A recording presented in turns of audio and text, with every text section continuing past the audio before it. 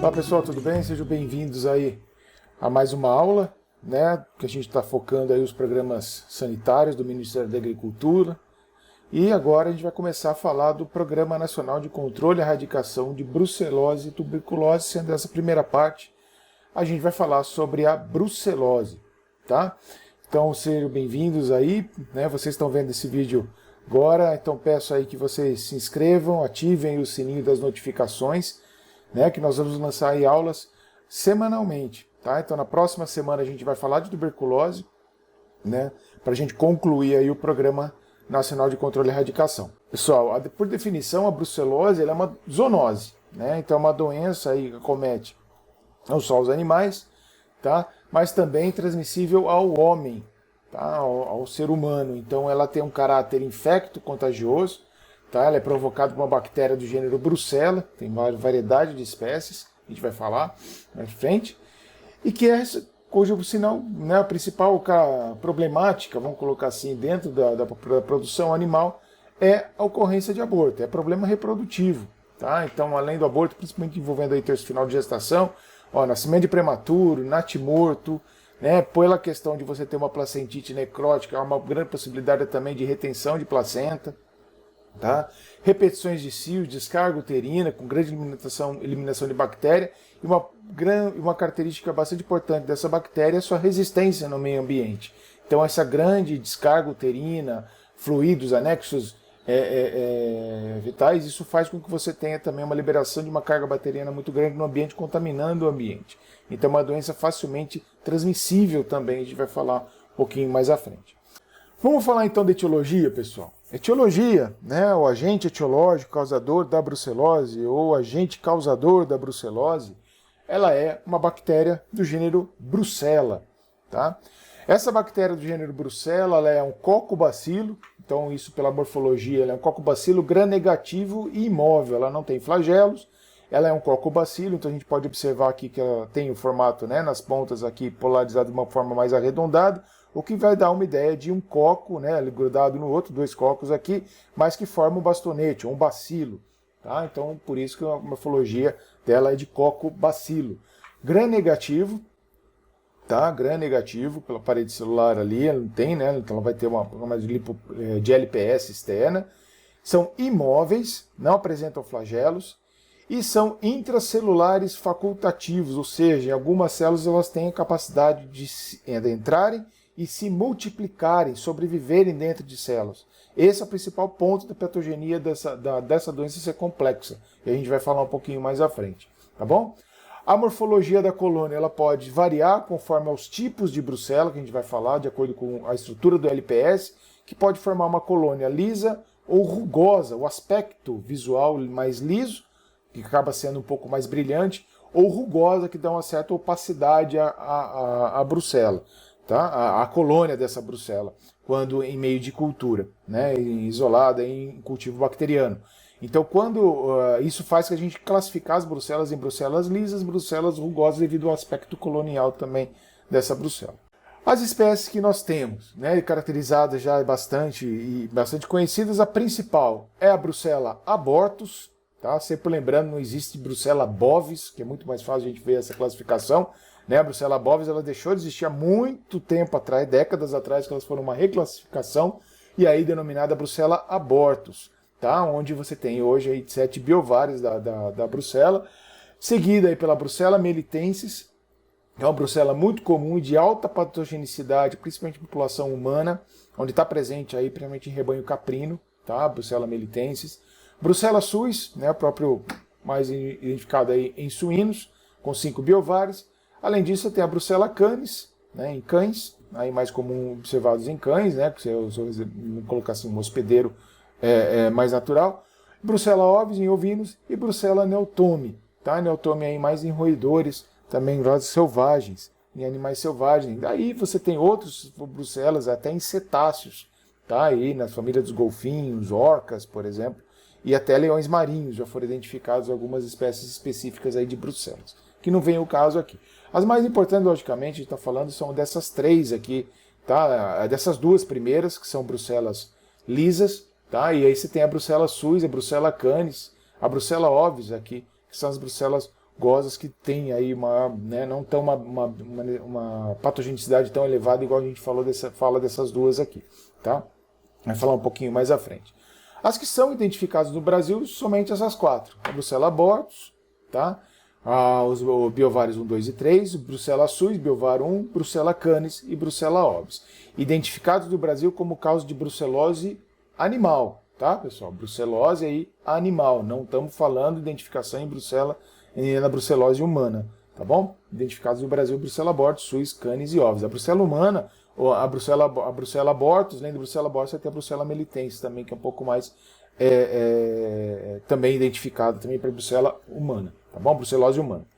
Beleza? Mas o principal, lógico, aqui que a gente vai falar é muito da Brucella abortus, envolvidos mais nos casos aí de brucelose em bovinos e bubalinos, que é o foco mais específico aí do Programa Nacional de Controle e Erradicação. Outro ponto para a gente terminar, falar um pouquinho da etiologia, né, do aspecto mais relacionado à patogenicidade do agente. Olha esse quadro aqui com relação à resistência bacteriana. O quanto a brucela ela é problema para o ambiente, ela é problema ali quando você tem um animal brucélico que ocorreu o aborto e esse aborto contamina o ambiente por conta de todos os líquidos, fluidos, anexos fetais ali que são eliminados durante o aborto. A própria placenta, né, que é toda uma fonte de infecção. Então a luz solar direta, gente, 4 a 5 horas a brucela ela tem a sua resistência. No solo seco, 4 dias. Úmido, 66 dias. Associado ainda à umidade a baixas temperaturas, praticamente quase 2/3 de um ano. Né? Metade de um ano, melhor dizendo aqui. Tá? Nas fezes, 120 dias. Em dejetos, quando cai, por exemplo, no esgoto, 8 a 700 dias. Altas temperaturas já 4 a 2 horas, que é semelhante à luz direta. Tá? Um feto eliminado, né, uma fonte de infecção, se ele tiver a sombra, né, então, por exemplo, você pega uma criação extensiva aí de gado, né, principalmente onde você tem um contato com o animal, ocorreu o nascimento, se ele tiver criado, né, o animal sempre procura um lugar mais afastado, você tem ele aborta ali. Aquele feto ele vai ser esquecido, provavelmente quando você tiver uma capineira muito alta, o que vai acontecer? Vai ser esquecido ali, aquilo lá vai ser fonte de infecção. Tá? E logicamente vão animais ali que vão ter a curiosidade, vão cheirar, vão lamber todo aquele feto ali, 180 dias ali de bactérias vivas, tá? Potencialmente infectantes. O exudato uterino, 200 dias, tá? E aqui começa o problema, leite, tá? Mesmo passado, né, que a gente fala aí, em temperaturas, tá? Mesmo em poucos, leite cru, então nem se fala, né? Temperatura ambiente 17 dias, o leite congelado, até 800 dias congelado já foi identificado bactéria. Tá? Queijos utilizam leite cru para um processo aí de maturação, até 6 meses identificaram também. Iogurtes já identificaram também. Manteiga também. Tá? E aqui algumas temperaturas que são importantes aí, que seria aí o início aí na questão da pasteurização, né? Então 71 graus por 15 segundos a bactéria é resistente. Então vê o nível de resistência dessa bactéria aí que é muito grande, então por isso propicia grande facilidade para essa bactéria de transmissão, por conta dessa liberação no meio externo também. E a sua durabilidade, né, a sua resistência, melhor dizendo. Vamos falar então da questão da transmissão. Tá? A transmissão, gente, da doença, ela está muito associada, logicamente, à manifestação, presença ou ausência, na questão do rebanho fechado ou rebanho aberto também. Tá? A bactéria, ao entrar no animal, realmente ela entra pela ingestão, tá? Ou pela via oral. Tá? Então vai ingerir ou entra em contato, lambe ou mesmo via nasal, cheira o feto, bactéria, um agente ou ser uma fonte de infecção. Então essa bactéria rapidamente ela vai ser fagocitada pelas células de defesa de mucosa, ela vai ser fagocitada por propriamente macrófagos, né, que são os fatores aí, células que antecedem a resposta imune específica, que são células distribuídas em qualquer tecido, né, animal. Então as bactérias são fagocitadas e, logicamente, depois eles caem na cadeia linfática e são levadas até um linfonodo. Tá? E essas bactérias, sempre lembrando que elas acabam mantendo a sua multiplicação bacteriana dentro desses fagócitos, tá? Dentro dessas células. E isso faz com que você tenha aí linfonodo, seja distribuída para o linfonodo, para o baço, para o fígado, aparelho reprodutor masculino, para o útero, né, aparelho reprodutor feminino, e também no úbere.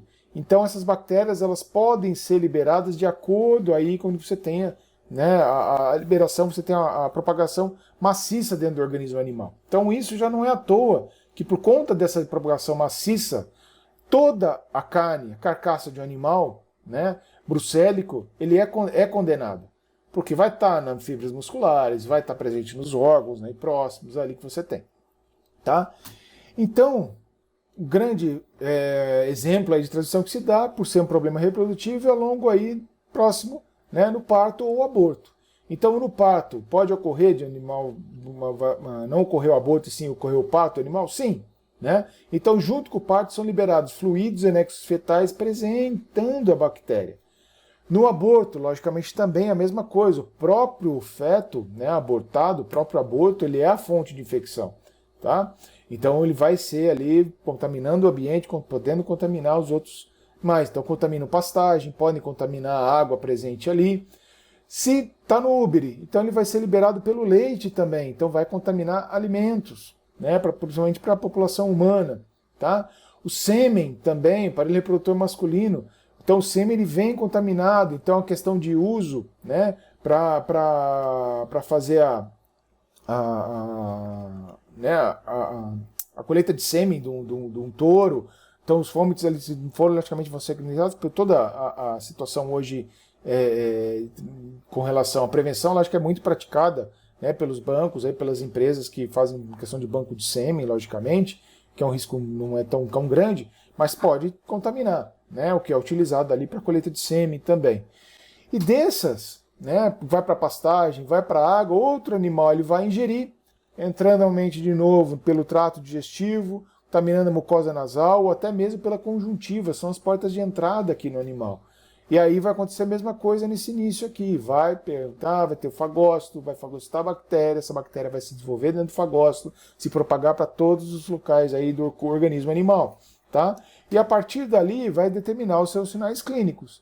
Então, como tem uma predisposição principalmente durante, tá, um processo reprodutivo durante a prenhez do animal, né, no útero, você tem uma liberação muito grande, você tem uma alteração hormonal além do desenvolvimento e maior irrigação sanguínea também do órgão. E com isso você atrai mais células de defesa ali, mais bactérias ali presentes. Né, mais macrófagos, mais bactérias que vão que conseguem se multiplicar até no epitélio placentário, ali no trofoblasto. Tá? E isso faz com que você tenha, logicamente, os sinais clínicos associados, principalmente os problemas reprodutivos.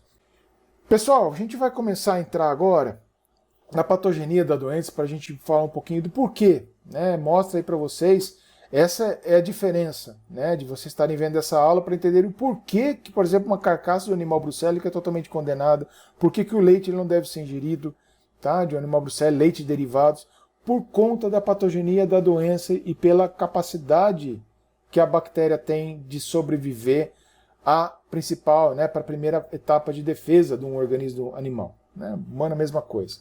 Então a Brucella abortus, ela vai chegar numa mucosa, tá? Seja aí do sistema via oral, né, pelo sistema digestivo, pela conjuntiva, via nasal, por exemplo, tá? Ela vai entrar, vai entrar daí pelo consumo, inalação, ingestão, né, mesmo pela ação do animal, de algum meio, de algum contaminado, e vai ser fagocitada, né, pelas células apresentadoras de antígenos, né, principalmente macrófagos, aí desempenham um papel fundamental, onde estão mais liberados aí, e células, tá? Também neutrófilos aí, segmentados, também que podem estar envolvidos aí. Células dendríticas, também associadas aí como células apresentadoras de antígeno. O que elas vão fazer? Elas vão fagocitar a bactéria, tá, envolvendo seus pseudópodes, formar um fagossoma, e aí essa bactéria, ela é levada para essas células, por quê? São células apresentadoras de antígeno. Qual que é o próximo passo de uma resposta imune? Apresentar esse antígeno, esse corpo estranho, a uma imunidade específica. E onde você tem grandes células importantes específicas de imunidade? Nos linfonodos, que são as próximas células que vão receber essa informação dos macrófagos, aí, dos segmentados e tudo mais, são quem? Linfócitos. Tá? Para determinar se vai ser, né, a estimulação de uma resposta humoral, resposta celular, se vai ser estimulado um linfócito B, para ser transformado em plasmócito, para produzir anticorpo, ou se vai ser um linfócito T, né? Auxiliar aí, ou citotóxico também. Tá bom? Então vai nos linfonodos. E linfonodo, gente, tem somente no lugar, no organismo animal? Não. Né? tem tudo que é lugar. Então aí você pode ter os linfomas, linfonodos também, principalmente onde recebe uma grande quantidade de sangue, né, via circulação, sempre associada à grande circulação também, você tem a circulação linfática associada, que é onde? Né, grande parte nos pulmões, onde recebe maior fluxo sanguíneo, né, ele está associado também em grande cadeia linfática, também o quê? Fígado, né, a medula óssea, principalmente os ossos longos, e também aonde? No baço. Né? Aqui são os órgãos linfóides, ó, que a gente pode estar falando, né? O baço e medula espinhal. Tá? Então, o que vai acontecer aqui, nisso daqui? A bactéria ela vai continuar sobrevivendo nesses macrófagos aqui e sendo disseminadas para tudo que é linfonodo. Tá? Sendo disseminadas na cadeia linfática, chegando a alguns órgãos e permanecendo ali, formando ali os cromas ali, formando também as articulações, formando higromas, a gente vai falar disso. Por que a brucela é mais... que isso acarreta no animal? Uma infecção desse daqui, ela vai considerar o quê? Sinais clínicos inespecíficos, de difícil percepção. Principalmente febre, apatia. Vai ter perda produtiva? Vai. O animal ele vai ganhar menos peso, ele vai produzir menos leite. Tá? Então chega um ponto, quando o animal está ainda associado à questão da fêmea, né, de numa situação, num status de prenhez, você já tem o quê? A modificação do sistema reprodutor feminino, com células germinativas, formando epitélio placentário e tendo um grupo de células chamado trofoblastos. Sempre lembrando que o epitélio placentário ele é um grande produtor o quê? De hormônios sexuais femininos. Tá? E aí você tem uma grande produção, principalmente de estradiol. Isso faz com que esse epitélio ele seja desenvolvido. E as brucelas que estão presentes ali na circulação, por meio dessas células, elas também são liberadas. Chega a um ponto que esse macrófago ele acaba rompendo, sendo liberadas também, tá? Até por exostose, são liberadas essas brucelas, e infectam esses trofoblastos, onde ele também vai permanecer, fazer a mesma condição de sobrevivência que se tem em macrófagos e células apresentadoras de antígeno. Ele vai sobreviver num fagossoma, livre de qualquer possibilidade de destruição pela união com lisossomos. Tá? Resultado disso, vai causar uma placentite necrótica pela destruição, que essa brucela ela vai fazer a destruição dos trofoblastos, destruição do epitélio placentário. A placenta é o que segura uma gestação, é o que mantém a ligação aí do feto com a vaca. Consequentemente, você tem o aborto. Tá? Esse aborto, sendo fonte de infecção, pode passar pelo homem pelo contato direto, né, como eu falei para vocês, principalmente decorrente da atuação de veterinários, zootecnistas, tratadores, né, nos produtores mesmo. Ou mesmo também, que a gente falou que a brucela está distribuída em linfonodos, você também tem, pelo desenvolvimento do úbere, tá, de órgãos sexuais, aí também durante a gestação, você tem desenvolvimento do úbere do animal. Então isso vai ter maior fluxo sanguíneo também direcionado para o úbere, consequentemente a bactéria vai ser eliminada pelo leite, tá? Normalmente leite cru, que não passou por processo térmico aí com a pasteurização. O consumo desses alimentos pelo homem, você também vai ter a causa da brucela e também no ser humano, tá bom? Aqui só mostrando para você que a gente precisa de muita brucela, a dose infectante é muito baixa. Olha essa amelitense, gente, olha a capacidade de infecção, né? A dose infectante, né, relativa para o homem, né, para a identificação aí identificando aí as 4 mais espécies virulentas de brucela. Brucela melitense, você precisa de uma dose somente de até 10 organismos. Unidade bacteriana 10. Essas bactérias têm um ciclo replicativo, né, um tempo de reprodução de variações muito baixa, tá? Mas você vai tendo aí muito alta, perdão, ela demora para crescimento. Só que também você tem aí depois uma situação também de facilidade, por ser altamente patogênica. A brucela suis, você precisa ter em torno de 1000 unidades bacterianas, tá? A dose infectante. Brucella abortus de mais de 100 mil. Pô, professor, você não falou que a brucela melitense e a brucella abortus são os mais infectantes? São. Quando a gente fala de brucela bovina, né, brucelose animal, elas são. Só que a brucella abortus, ela se replica muito, gente. Imagina ela estar dentro de uma célula protegida de anticorpo, contra os anticorpos, protegida contra os anticorpos produzidos ali, tá? Que não vai ter ação nenhuma para debelar a infecção, dentro de uma célula, tendo nutrição adequada, proteção, e ela vai se desenvolvendo, multiplicando dentro do fagossoma. Multiplicando, tomando todo o citoplasma, depois ela é eliminada dessa célula, outra célula vai fagocitar e o ciclo continua, vai aumentando, uma bola de neve. Você acha que não vai ter mais de 100 mil bactérias, por exemplo, no leite? Claro que vai, tá? E a menos virulenta é a Brucella canis, mas também tem sua importância aí para a população, né, de animais aí de companhia, os cães.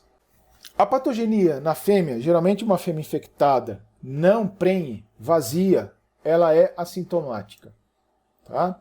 Então, como que o produtor ele vai suspeitar que os animais ele estejam com brucela? Pela queda na produtividade, tá? Lembra que eu falei para vocês da produção de carne, o peso, né, de ganho de peso, prejuízo de entre 15% e 20%, de leite pode cair de 20% a 25% a produtividade de uma fêmea, tá? O período de incubação geralmente da bactéria é de 2 semanas até 2 meses ou mais.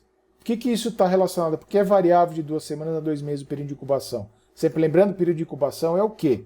Desde a entrada da bactéria até o aparecimento de algum sinal clínico, tá? Por que pode variar ser mais rápido ou mais lento de um animal para o outro? Decorrência pode variar de acordo com a dose infectante ou a fonte de infecção, que vai ter maior ou menor dose infectante, e também a resposta imune do animal, tá? Ou a característica também, sempre lembrando que infecção, o ósseo moral não debela, tá bom? A bactéria é eliminada no meio ambiente, no periparto, então é outra questão, gente. Um animal brucélico, aí no caso prenhe, que a gente está falando, uma vaca prenhe, ela não vai estar eliminando, tá, a brucela somente no processo de expulsão do feto abortado, do aborto ali. Mas no periparto você vai tendo corrimento, você vai tendo eliminação também do ambiente, tá? E logicamente depois também, se tiver retenção de placenta, mais ainda, tá? Então, durante a incubação da bactéria, ela vai se localizar na mucosa local e depois ir para onde? Ó? Útero, dependendo se tiver o epitélio trofoblástico, placenta, úbere e linfonodos regionais. Sempre falei para vocês da apresentação do antígeno pelas células apresentadoras de antígeno, vai para tudo que é linfonodo. Tá?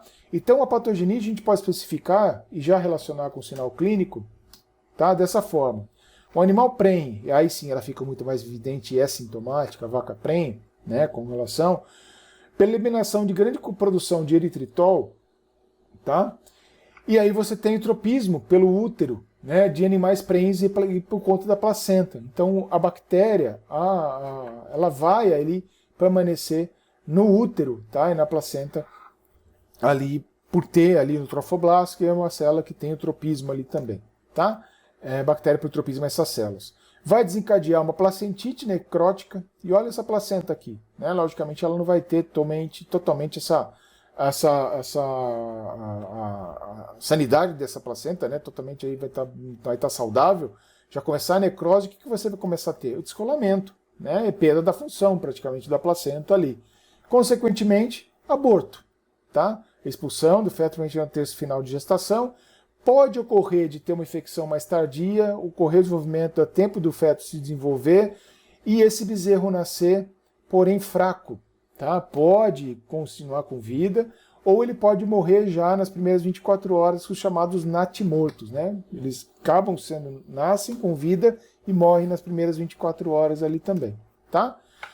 Resultado disso, dependendo da necrose placental que ocorre na placenta, pode determinar a retenção da placenta. Então, gente, imagine um animal com retenção de placenta, tá? Sendo essa placenta com grande quantidade, com dose infectante de brucela, e esse animal circulando naquele ambiente. Ele vai estar propagando a brucela no ambiente. Bom? Pessoal, e no macho? Como que se deve? É mais silenciosa ainda. Apesar que no macho, a identificação do sinal clínico é muito mais característico, tá? Geralmente o aspecto é uma doença mais crônica, a brucelose, eu não falei isso antes, mas a caráter da doença ela é uma doença crônica, tá? Altamente infecto-contagiosa, e vai causar no macho inflamação do sistema reprodutivo, né? Sendo essa inflamação, e por mais tempo que vai permanecer, pelo sistema, pela interação que você tem de complexo antígeno-anticorpo, você tem a deposição desses complexos também em articulações, que aumenta também a presença de líquidos nas articulações, formando esses higromas aqui. Característica de animal brucélico, porém num sistema da doença mais cronificada, muito mais crônico, por muito mais tempo, que muitas vezes passa até grande parte assintomática. E como que o produtor vai ver se o macho vai suspeitar do macho ter brucela ou não? Perda produtiva, ganho de peso, como eu falei para vocês, tá? Mas principalmente por inflamações mais visíveis aonde? No testículo, tá? onde o animal ele vai ter uma orquite, tá? Inflamação testicular, podendo ser bilateral, nos 2 testículos, ou unilateral, como vocês estão vendo nessa foto aqui. O diagnóstico ele se baseia em 2 características, métodos diretos ou métodos indiretos. Métodos diretos seria o quê? A identificação direta da bactéria. Você está vendo ali o agente causador da doença, né, por uma metodologia principal, né, no caso bactéria, isolamento bacteriano. Você está vendo a formação das colônias bacterianas em um meio de cultura específico. Então você está simulando na placa de Petri, ali com o meio de cultura, o quê? O ambiente que seria de propagação, de multiplicação, né, in vitro, que seria em vivo, tá? Na mesma temperatura de incubação, mesma temperatura que seria animal, aí no caso 37, 38 graus. Tá?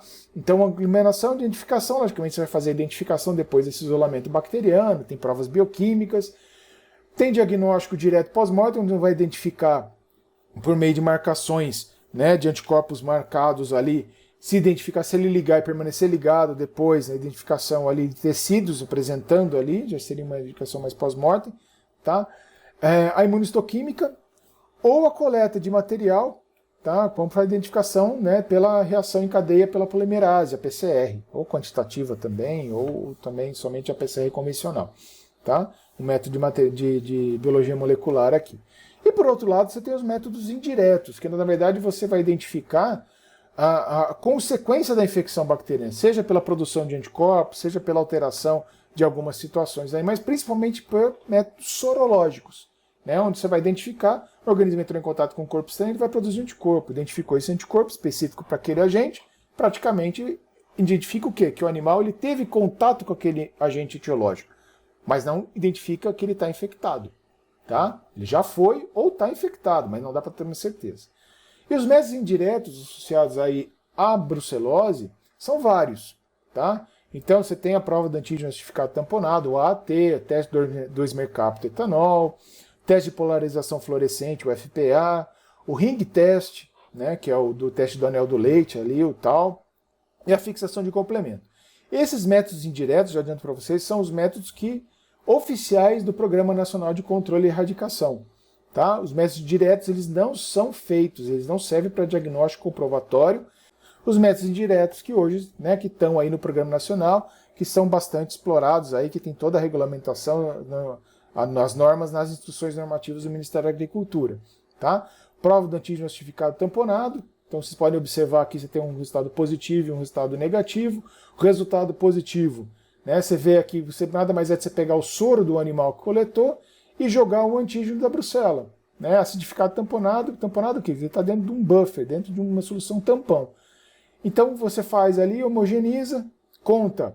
Né, agora não me falha a memória, gente, eu fazia esse teste direto, agora me falhou a memória qual é o tempo que você deixa reagindo ali. Tá? Quem souber, por favor, põe aí nos comentários ou fala lá no grupo exclusivo para membros. Mas depois coisa eu ponho na descrição também do vídeo. Tá? Vai formar esses grupos, o que caracteriza o quê? A união antígeno-anticorpo. Tá? Se tem um anticorpo, o que eu falei para vocês? O animal ele já teve contato com a brucela. Tá? Isso significa que o animal está contaminado, que ele está infectado. Ele teve contato. Tanto é que a prova do antígeno justificado tamponado ele é um teste de triagem, ele não é o confirmatório. E aqui você vê o quê? Um teste negativo. Né, que seria o AAT, ele tem esse aspecto mais róseo, tá? Então, colocado no soro, ele fica praticamente o quê? Ele se junta ali com o soro, não tem formação de anticorpo, não tem formação desses grumos aqui, essa areinha aqui que forma, tá? Você tem o teste do 2-mercaptoetanol, que esse sim é o teste confirmatório mais utilizado no Brasil, que aí você vai fazer a diluição do soro, e dependendo da diluição, vai ter a mesma questão, o mesmo princípio que a deposição antígeno-anticorpo no fundo do tubo de ensaio. Tá? Quanto maior a deposição de antígeno-anticorpo mais dissolvido, maior vai ser a concentração de anticorpos, provavelmente envolvendo aí um animal positivo, infectado sim, tá? Dado pelas diluições que foram feitas ali. Como outros testes confirmatórios que foram colocados em outras instruções normativas depois da implantação do programa de controle, né, e erradicação, o teste de polarização fluorescente, que nada mais é você juntar esses fragmentos também no soro, é tudo sorológico, tá, gente? O espécime aqui que utiliza é soro, tá? Esse teste de polarização fluorescente, assim como a fixação de complemento, tá? eles são testes que são feitos também, assim como do mercado etanol, somente nos laboratórios agropecuários, tá? da defesa sanitária, tá? Que seria aí da SUASA, tá? do Ministério da Agricultura. São testes confirmatórios. Os testes padrões são feitos nos laboratórios aí, por médicos veterinários habilitados e credenciados, é o AAT e o ring test. Tá? O ring test nada mais é o teste feito no leite. Então tem lá no teste de refrigeração, você pega uma amostra de leite, se não me engano eram 2 ml de leite, tá? Coloca ali no tubo de ensaio, adicionam, mesmo que seria um antígeno acidificado tamponado, seria um teste para o leite, tá? Que fica com essa coloração mais arroxeada. O leite ele tem que ser um leite cru, ele não pode ter sido já passado por tratamento térmico, por pasteurização. Por quê? Aqui você está vendo um resultado negativo e aqui um resultado positivo. O leite, quando você deixa ele em descanso, o que tem de acontecer? A camada de gordura, né, a nata, ela subir. Então, quando você tem a presença de anticorpos no leite associados a esse antígeno que está presente no ring test, no líquido ali presente, o que você tem ali? A junção antígeno-anticorpo. E esse, juntamente com essa coloração aí que você tem atrelado, esses anticorpos, esse marcado, o que tende a fazer quando sobe essas micelas de gordura nata? Levar todo esse complexo acima. Então, por que chama teste do anel do leite? Porque na superfície do leite forma esse anel, tá?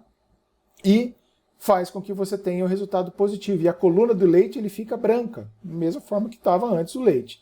Se é um teste negativo, não há formação de depósito antígeno-anticorpo, né?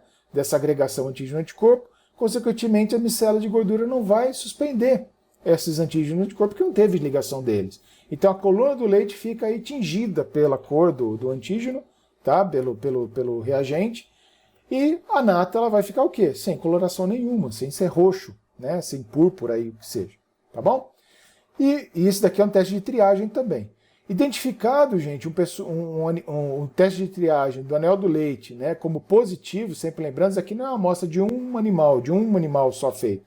Vai no tanque de refrigeração, você tem ou o tanque de uma mesma propriedade, faz ali no latão do tanque que foi, né, que colheu o leite, e feito. Daí, identificou, o que vai ser preciso fazer?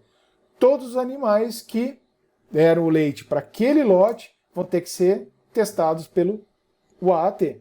Tá? Daí uma identificação individual do animal, que se for positivo no AAT, vai passar para as provas confirmatórias do mercado etanol, e se for positivo, a gente vai falar um pouquinho mais para frente, tá bom? E para terminar, gente, vamos falar da vacinação. Também, segundo a Instrução Normativa 2017, a vacinação ela é obrigatória para fêmeas entre 3 e 8 meses com a brucela lisa da amostra B19. A vacina oficial do Programa Nacional de Controle e Erradicação de Brucelose e Tuberculose é a B19.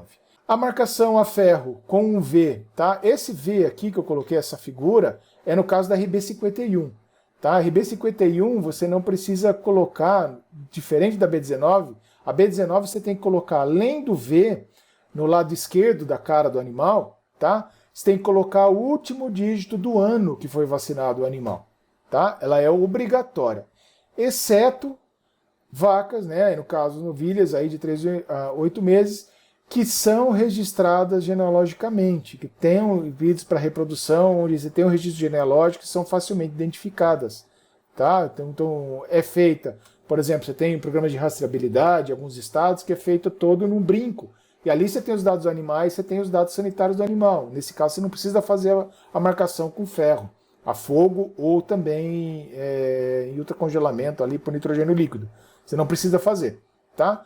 No caso da RB51, é feito somente o V, com a mesma questão do exceção aqui que eu falei para vocês, só que não precisa colocar o último dígito do ano que foi vacinado. Beleza? As vacinas B19 e RB51 elas são proibidas em machos, porque elas são patogênicas para o macho. Se vacinar um macho com a B19 ou RB51, elas vão causar orquite, elas vão causar problemas ali de inflamação do trato reprodutivo masculino. Tá? Então, proibido o uso, tá? Em machos. E é proibido o uso de B19 em fêmeas acima de 8 meses de idade, como a gente explorou bastante nos slides anteriores, que são de acordo com esses dois gráficos aqui.